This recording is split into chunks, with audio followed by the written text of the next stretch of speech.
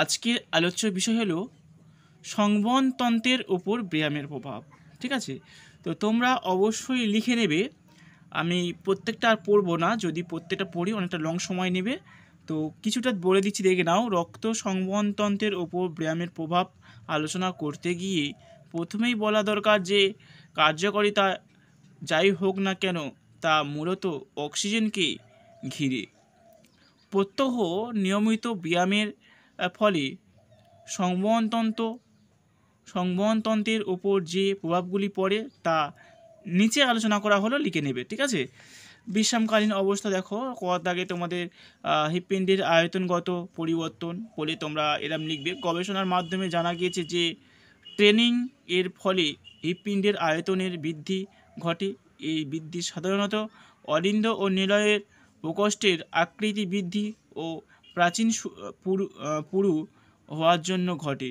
অর্থাৎ একজন সাধারণ ব্যক্তির তুলনায় একজন ক্রীড়াবিদের হৃৎপিণ্ডের আকার ও আয়তন বড় হয়। হৃৎপিণ্ডের এই অবস্থাকে কার্ডিও হাইপারট্রফি বলে। ঠিক আছে, তাহলে কার্ডিয়াক হাইপারট্রফি কাকে বলে এটা অবশ্যই জেনে রাখবে। সহনশীলতামূলক ব্যায়ামের ফলে অলিন্দ ও নিলয়ের প্রকোষ্ঠ বৃদ্ধি পায়, কিন্তু প্রাচীনের তেমন কোনো পরিবর্তন লক্ষ্য করা যায় না। অপরপক্ষে ওয়েট ট্রেনিং বা বাধাযুক্ত ব্যায়ামের ফলে অলিন্দ ও নিলয়গুলি দেয়াল অনেক পুরু হয়, তাই এক্ষেত্রে আকার বৃদ্ধি পায় না।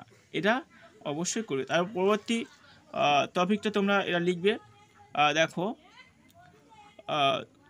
হিপ স্পন্দন হার বৃদ্ধি, এটা তোমরা অবশ্যই লিখবে। তারপরে এখানে ট্রেনিংয়ের ফলে হৃৎপিণ্ডে নিলয়ের প্রকোষ্ঠের আকৃতি বৃদ্ধি পায়, ফলে প্রতিবার নিলয়ের সংকোচন বৃদ্ধির পরিমাণ রক্ত উৎক্ষেপণ করতে পারে।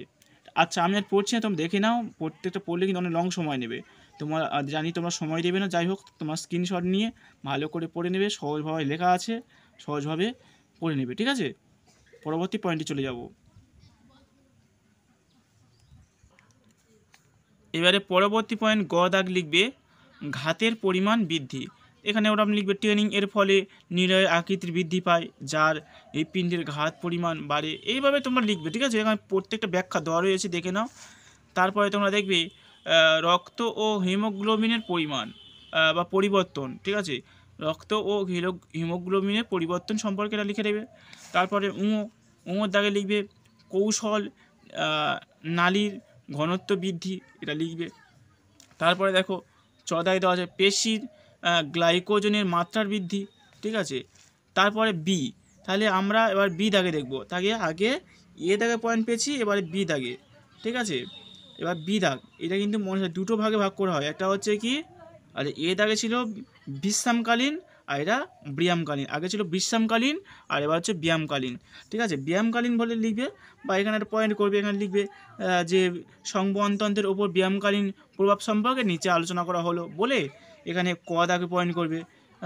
হৃদস্পন্দন হার বলে এখানে লিখবে সাধারণ অবস্থার প্রশিক্ষণপ্রাপ্ত ব্যক্তির স্পন্দনের হার সাধারণত মানুষের চেয়ে কম হলেও ব্যায়াম চলাকালীন এই হার স্বাভাবিক মানুষের থেকে বেশি হয়। তারপরে তোমরা এখানে খ দাগে লিখবে অক্সিজেনের পরিমাণ বলে তোমরা এখানে হেডিং করে এটা লিখবে রক্তের মোট পরিমাণ ও হিমোগ্লোবিনের বৃদ্ধির ফলে ব্যায়াম চলাকালীন ও একজন প্রশিক্ষণপ্রাপ্ত ব্যক্তির বেশি পরিমাণ খাদ্য ও অক্সিজেন সরবরাহ করতে পারে না, এরকম লিখবে। এবার চলে পরবর্তী পয়েন্টে।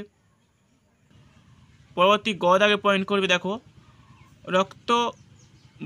রক্তবাহের সংকোচন ও প্রশাসনিক বৃদ্ধি বলে এরকম পয়েন্ট করে এই প্রকার লিখবে। তারপরে সক্রিয় পেশির রক্ত প্রবাহ বৃদ্ধি, এটা লিখবে, লিখে শেষ করবে। দিয়ে তোমরা একটা উপসংহার বা শেষ কথা এটা লিখতে পারো। শেষ কথা না লিখলে চলবে, যাই হোক এই পর্যন্ত লিখলেই হবে। ঠিক আছে, ওকে, আশা করছি পড়াতে পারলাম।